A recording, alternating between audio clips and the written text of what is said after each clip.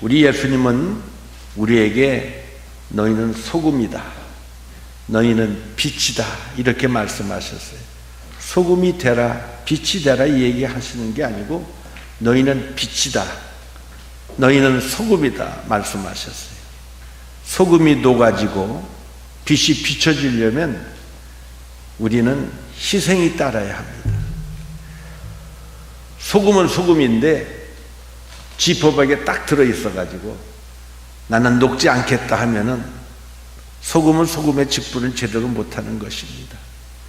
우리는 빛인데 이 빛이 등경에 이렇게 비춰져야 되는데 말 아래 비춰진다면 그 빛은 빛의 역할을 못하는 것입니다. 예수 믿는 도가 옛날에는 축복받기 위해서 열심히 하나님을 믿었는데 영적인 은혜가 있고 하나님의 말씀 속에서 깨닫는 은혜를 주다 보면 그 다음서부터는 하나씩 하나씩 내려놓는 것이 우리의 삶의 기쁨이 되어야 될 줄 믿습니다. 우리가 정상을 올라가요. 산을 다 올라갈 때는 다들 생각이 있고, 야 그래도 나도 저 정상을 한번 올라가 봐야 되겠다. 뭐 남들이 어떻게 되든 간에, 그러나 우리가 우리에게 있었던 정상을 올라가다 보면 야 내가 지금까지 이걸 위해서 이렇게 일했나 하는 허무감을 느끼게 됩니다. 그러나 우리가 예수 그리스도 안에 있으면 이 모든 것이 하나님 우리에게 기쁨이 되게 하여 줄 줄 믿으시기 바랍니다. 먹고 사는 일이 너무나 어렵고 힘이 들다 보면요, 성도들이 믿음을 지키며 경건하게 살아가기가 점점 어려워지는 것을 우리가 보게 됩니다. 평소에 하나님을 등한히 여기고 살면 인생에 정말 중대한 위기가 왔을 때 하나님께 부르짖고 기도할 힘이 없어지게 되는 것입니다. 우리 하나님은 당신의 자녀들이 하나님 제일주의로 살기를 원하십니다. 우리 신앙을 위협하는 세상의 어떤 유혹이라도 과감하게 물리치기를 하나님은 원하신다는 것입니다. 그래서 하나님은 우리에게 하나님의 자녀가 되는 권세를 주셨다고 성경은 우리에게 말합니다. 디모데후서 3장 1절 이하에 보면 네가 이것을 알라. 말세에 고통하는 때가 이르르니 사람들은 자기를 사랑하며 돈을 사랑하며 자긍하며 교만하며 회방하며 부모를 거역하며 감사치 아니하며 거룩하지 아니하며 무정하며 원통함을 풀지 아니하며 참소하며 절제하지 못하며 싸나우며 선한 것을 좋아하지 아니하며 배반하여 팔며 조급하며 자고하며 쾌락을 사랑하기를 하나님 사랑하는 것보다 더하며 경건의 모양은 있으나 경건의 능력은 부인하는 자니 이 같은 자들에게 내가 돌아서라고 말씀하십니다. 마지막 때가 되면은 믿는다고 하는 사람들이 타락하여 경건의 모양만 있지 경건의 능력이 없는 사람들로 변하게 될 것을 경고하고 있는 말씀인 것입니다.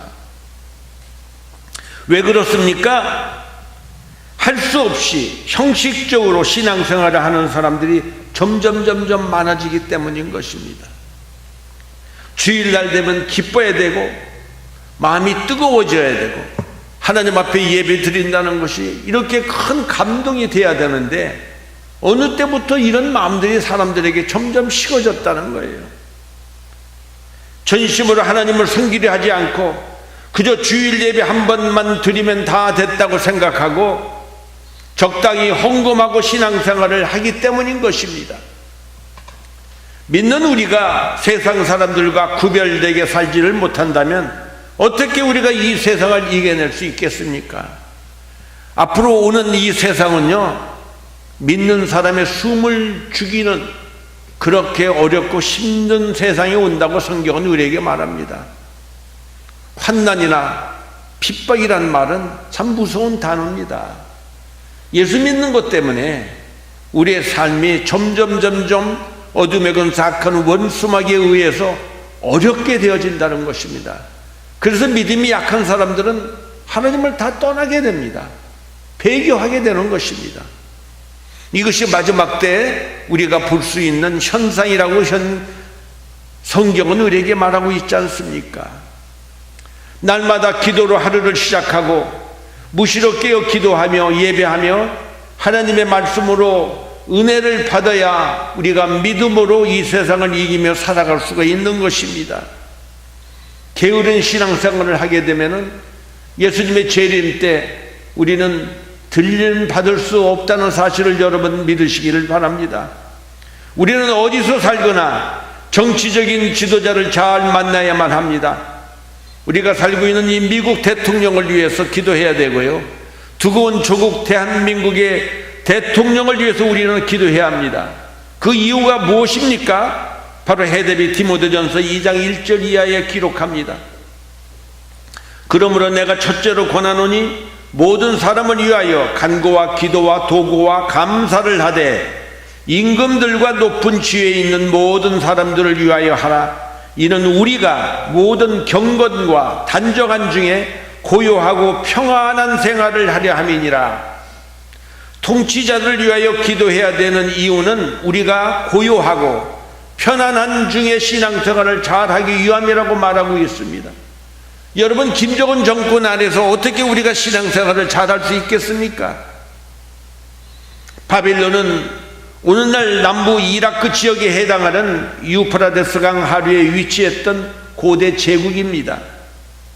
바벨론은 예수님이 오시기 전 605년경 느부갓네살이 왕이 됨으로써 지중해 북부로부터 이스라엘을 포함한 홍해 유역 그리고 동으로는 페르시아만까지 그 영토를 확장한 초강대국이 되었습니다. 아수르를 멸망시킨 바벨론은 애굽까지 침공해 들어와 애굽의 속국 노릇을 하던 유다를 공격하여 자기들의 속국으로 삼았습니다. 유다 왕 여호야김이 유해에 있은 지 3년에 바벨론 왕 느부갓네살의 침략을 받았습니다.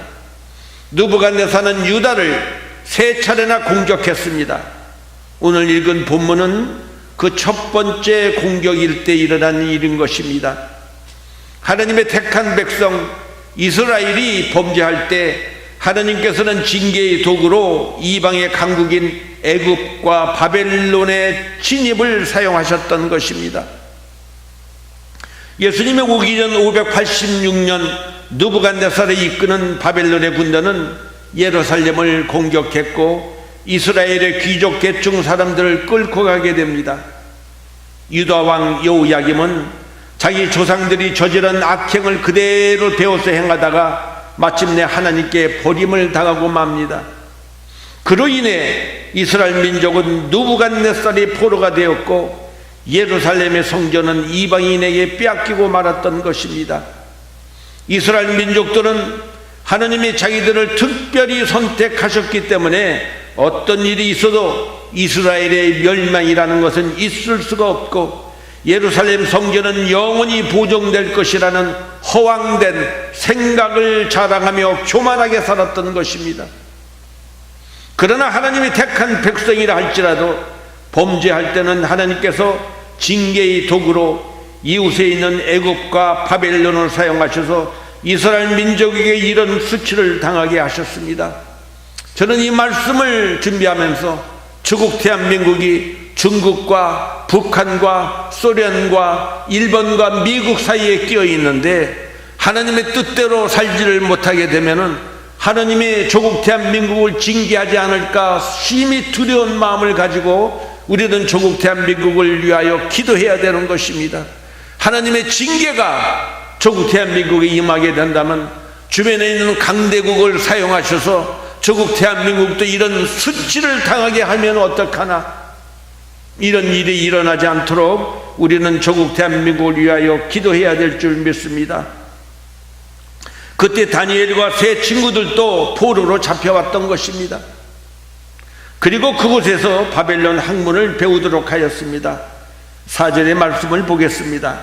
곧 흠이 없고 아름다우며 모든 재주를 통달하며 지식에 구비하여 학문에 익숙하여 왕궁에 모실 만한 소년을 데려오게 하였고 그들에게 갈대아 사람의 학문과 방언을 가르치게 하였고 이들에게 갈대아 사람의 학문과 방언을 가르쳐 정신적으로 바벨론 사람으로 만들려고 하는 정책이었다는 것입니다. 또 유대 소년들에게 이방 음식을 먹게 했습니다. 5절입니다. 또 왕이 지정하여 자기의 진미와 자기의 마시는 포도주에서 그들의 날마다 쓸 것을 주어 3년을 기르게 하였으니 이는 그 후에 그들로 왕의 앞에 모셔 서게 하려 함이었더라. 여러분, 돼지를 왜 키웁니까? 돼지가 사랑스러워서 키우는 사람 봤습니까? 돼지를 키우는 이유는 살찌게 만들어서 뭘 하려고 그래요? 사람들을 하여금 잡아먹게 하기 위해서 돼지를 키우는 것입니다. 이런 음식을 통하여 잡혀온 소년들로 육신을 튼튼히 하고 아름답게 하여 왕실의 수종자로 삼으려고 했던 것입니다. 그러나 왕의 진미와 포도주는 유대 소년들이 먹기에는 부족한 음식이었습니다. 이제는 소년들의 이름까지 바뀌게 했습니다. 이름이 바뀐다는 것은 그들의 정체성을 상실케 하겠다는 것입니다. 일본이 우리 나라를 침공해서 인생에 얼마나 어려움을 우리 조상들이 겪었는지 모릅니다. 마침내는 이름까지 다 바뀌었던 것을 우리는 기억하게 되는 것입니다. 이름을 바뀌는 이유는 뭡니까?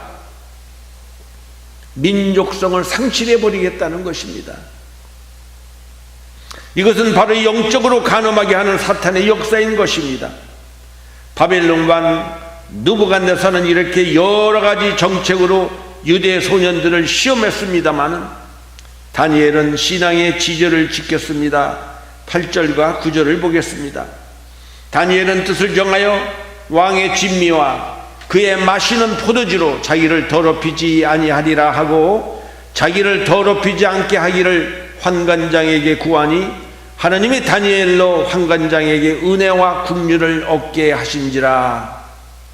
다니엘이 이렇게 마음을 정하니까 하나님께서 은혜와 긍휼을 베푸셨다고 성경은 말합니다.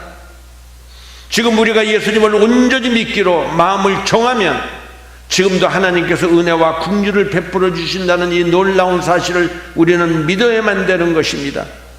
고린도전서 6장 19절 이하에 보면 너의 몸은 너희가 하나님께로부터 받은 바 너희 가운데 계신 성령의 전인 줄 알지를 못하느냐?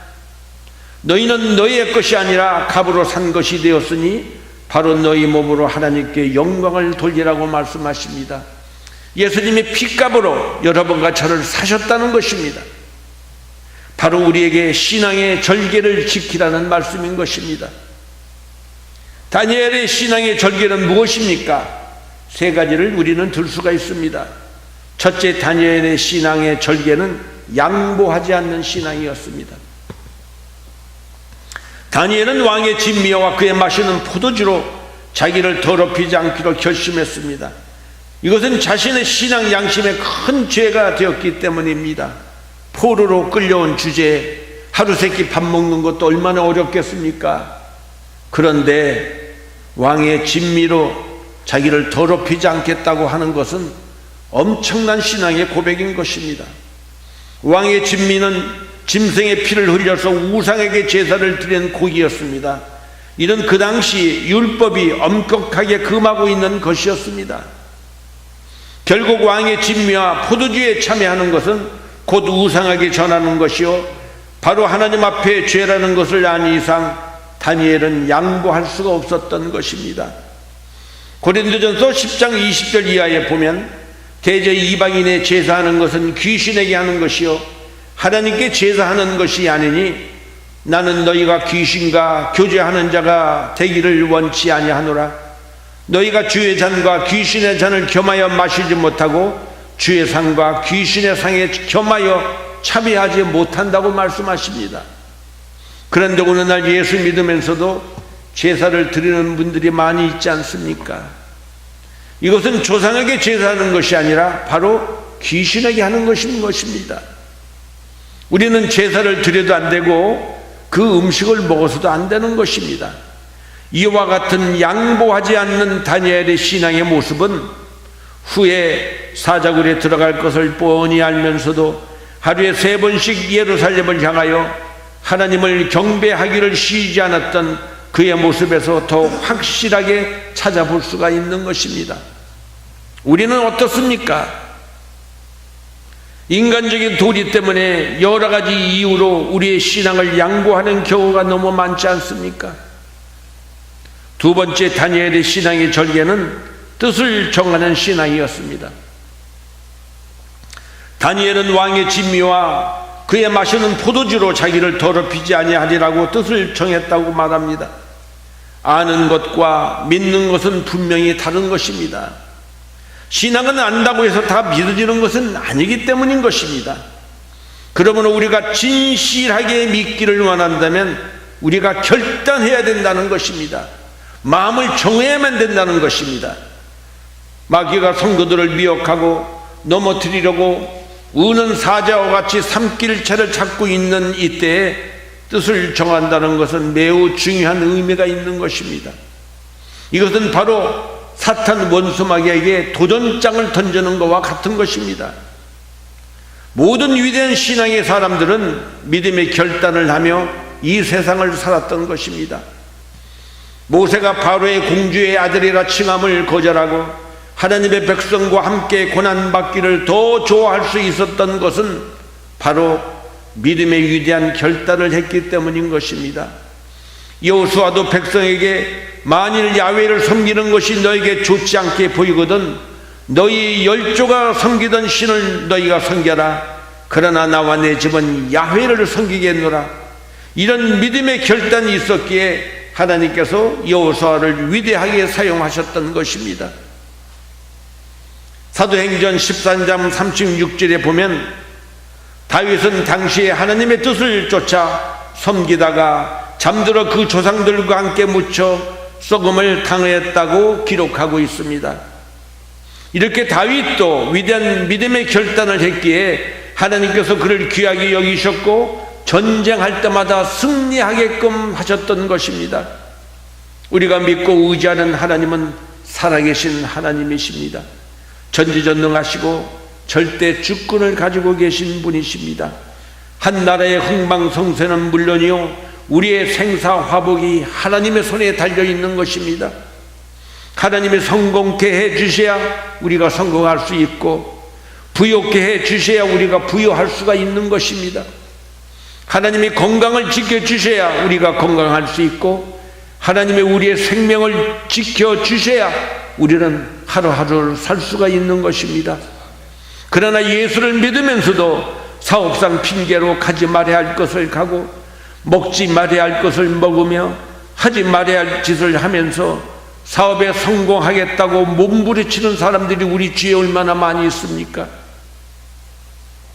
이런 사람은 결코 성공할 수가 없습니다.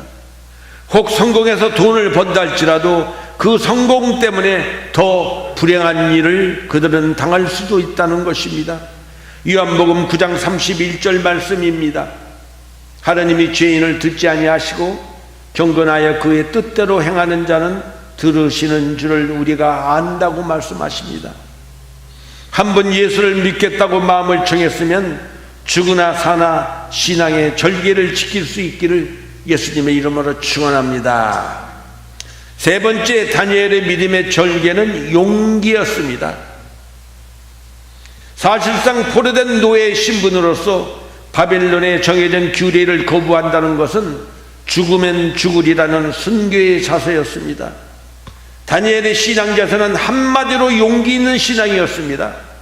그는 손에 쥔 명예와 행복, 안정된 생활까지도 다 포기할 수 있는 신앙의 소유자였던 것입니다. 하나님께서 이 시대에 요구하는 신앙인은 바로 이러한 믿음의 사람들인 것입니다. 다니엘은 뜻을 정하여 왕의 진미로 몸을 더럽히지 않으려고 그들에게 준 진미와 포도주를 사용하고 채식을 선택했던 것입니다. 믿음으로 결단하고 실천에 옮겼더니 오히려 왕의 진미를 먹은 다른 소년들보다도 얼굴도 아름답고 살이 더 윤색해졌던 것입니다. 이런 다니엘과 세 소년들에게 하나님은 세 가지의 큰 선물을 주십니다. 바로 17절 말씀입니다. 하나님이 이 네 소년에게 지식을 얻게 하시며 모든 학문과 제주에 명철하게 하신 후에 다니엘은 또 모든 이상과 몽절을 깨닫게 알더라. 첫째, 지식을 얻게 하셨다는 것입니다. 총명을 주셨다는 것입니다. 학문과 제주에 명철하게 하셨다는 것입니다. 여러분, 하나님을 잘 믿으면 하나님의 거룩한 신, 지혜와 총명의 신이요 모략과 재능의 신이요 지식과 하나님의 신으로 감동가가 되면요 똑똑한 사람이 됩니다. 할렐루야. 그 다음에 다니엘에게는 모든 이상과 몽절을 깨달을 수 있는 영감을 주셨어요. 꿈을 꾸면은 꿈을 해석할 수 있는 놀라운 은사를 주셨다는 것입니다. 우리 앞에 있는 우상이 무엇입니까? 사람입니까? 친구입니까? 가족입니까? 자녀입니까? 아니면 내 집입니까? 하나님이 아브라함을 시험하사 이삭을 번제로 바치라고 할 때 아브라함은 하루도 지체하지 않고 다음날 아침 일찍에 출발했습니다. 이삭은 아브라함이 100세 때 얻은 독자였습니다. 한나는 기도로 얻은 아들 사무엘을 약속대로 하나님께 바쳤습니다. 소원하고 딴소리하는 사람이 얼마나 많이 있습니까? 그러나 한나는 자식보다도 하나님과 약속을 더 사랑했던 여인이었습니다. 자녀 때문에 실패한 사람도 있습니다. 엘리 제사장은 폐역한 두 아들을 제대로 다스리지를 못했습니다. 성방에 시중 주는 여인을 범하고 하나님께 드린 제물을 임의로 가로채는 있을 수 없는 악행을 자행한다는 소문을 들었지만 아버지 엘리 제사장은 적극적으로 이것을 대처하지 못했던 것입니다. 결국 자식을 사랑하는 마음에 영적인 눈이 흐려져서 그 가정이 다 망하고 말았습니다. 다윗도 아들 압살롬을 의롭게 처리하지 못해서 아들에게 반역을 당하기도 했습니다. 하나님보다 아들에게 마음을 빼앗겨서 나중에 다윗은 큰 해를 받게 되는 것입니다. 오늘 우리는 이 말씀을 통해서 우리에게 주시는 교훈이 도대체 무엇입니까? 여러분에게 4가지를 전달하기를 원합니다. 첫째, 죄의 습관을 끊는 결단을 하십시다. 데살로니가전서 5장 22절에 보면 악은 모든 모양이라도 버리라고 우리에게 말씀하십니다. 에베소서 4장 22절 이하에 보면 너희는 유혹의 욕심을 따라 썩어져가는 구습을 쫓는 옛사람을 벗어버리고 오직 심령으로 새롭게 되어 하나님을 따라 의의 진리의 거룩함으로 지으심을 받은 새 사람을 입으라고 말씀하십니다. 새 사람이 되는 일을 방해하는 것이 도대체 무엇입니까? 술입니까? 마약입니까? 도박입니까? 음란입니까? 아니면 거짓말입니까? 아니면 우리의 욕심입니까? 아니면 우리의 야심입니까? 베드로전서 2장 1절 이하에 보면 그러므로 모든 악독과 모든 쾌휼과 외식과 시기와 모든 비방하는 말을 버리고 갓난아이들 같이 순전하고 신령한 젖을 사모하라. 이는 이로 말미암아 너희로 구원에 이르도록 자라게 하려 함이라고 말씀하십니다. 두 번째, 눈앞의 이익만 바라보고 미혹되지 마시고 모든 것을 합력하여 선을 이루시는 하나님의 능력을 믿을 수 있기를 바랍니다. 잠언서 16장 1절 말씀입니다. 마음에 경허한 사람에게 있어도 말의 응답은 야훼께로서 나누니라. 잠언서 16장 9절 말씀입니다. 사람이 마음으로 자기의 길을 계획할지라도 그 걸음을 인도하는 자는 야훼시니라. 세상의 모든 일은 다 우리 하나님의 주권하에 있습니다. 다니엘은 20세 어린 나이로 바벨론의 포로로 잡혀간 유다의 왕족입니다. 그는 바벨론의 느부갓네살 왕과 벨사사 왕, 다리오 왕과 고레스 왕 4대까지 72년간을 그곳에서 국무 대신으로 일하다가 이 세상을 떠났다고 말합니다. 여러분, 이것이 어떻게 인간의 신과 노력으로 될 수 있겠습니까? 국무총리를 72년간을 어떻게 할 수 있겠습니까? 대한민국의 국무총리의 임기가 얼마나 됩니까? 오래 하면 1년이고 짧게 하면 6개월 만에도 그만두는데 어떻게 다니엘은 72년 또 왕을 내 사람이라 섬기는 일을 할 수 있겠냐 이겁니다. 다니엘은 기도하는 사람이었습니다. 다니엘은 하나님 제일주의로 산 사람입니다. 다니엘은 뜻을 정한 사람이요, 다니엘은 믿음의 절개를 지킬 수 있는 사람이었기에 하나님이 그를 이렇게 높여주셨던 것입니다. 세 번째, 교회 모든 예배를 규칙적으로 참석하는 결단을 하시기를 바랍니다. 현실에 굴복하는 가장 큰 이유는 하나님의 능력을 믿지 못하기 때문인 것입니다. 과연 이런 불경기에서 나를 건져내실까? 과연 나에게 물질의 복을 하나님은 부어주실까? 과연 하나님이 나 같은 사람도 높여주실까? 하나님을 신뢰하지 못하기 때문에 현실에 굴복하고 좌절하기가 쉽습니다. 우리는 생명력이 있는 믿음을 가져야만 되는 것입니다. 할 수 있거든이 무슨 말이냐? 믿는 자에게는 능치 못함이 없느니라. 이런 믿음을 갖기 위해서는 하나님께 드리는 예배를 내 인생의 최우선의 순위에 두어야 한다는 것입니다. 네 번째, 우리는 기도의 습관을 가져야 합니다. 다니엘은 기도의 사람이었습니다. 왕의 엄한 명령이 있어도 정한 시간에 예루살렘을 향하여 하루에 3번씩 기도를 드렸던 것입니다. 운명을 바꾸어 놓는 것이 믿음입니다. 그러나 새 역사를 창조하는 것은 우리의 기도인 것입니다. 우리 앞에 어떤 갈등과 유혹이 있어도 하나님의 뜻이 아니면 굴복하지 마십시다.